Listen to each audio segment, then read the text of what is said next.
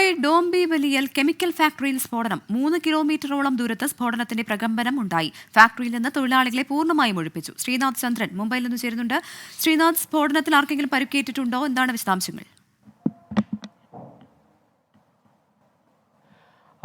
ഏതാണ്ട് 2 മണിക്കൂർ മുമ്പാണ് കല്യാൺ ഡോംബിവലിയിലെ MIDCയിലുള്ള ഒരു കെമിക്കൽ ഫാക്ടറിയിൽ പൊട്ടിത്തെറി ഉണ്ടായത്. ഫാക്ടറിക്കകത്തെ ബോയിലറിൽ പൊട്ടിത്തെറി ഉണ്ടായി എന്നതാണ് മനസ്സിലാക്കുന്നത്.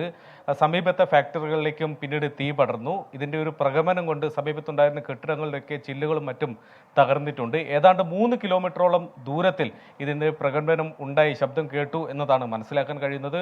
ഒരു ഉഗ്ര സ്ഫോടനത്തോടെ പൊട്ടിത്തെറിക്കുകയായിരുന്നു. ഈ സമയം ഫാക്ടറിക്കകത്ത് തൊഴിലാളികൾ ഉണ്ടായിരുന്നു.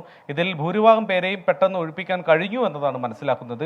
ഇതുവരെ ആർക്കെങ്കിലും ആളപായം ഉള്ളതായുള്ള ഒരു വിവരവും ഇതുവരെയില്ല.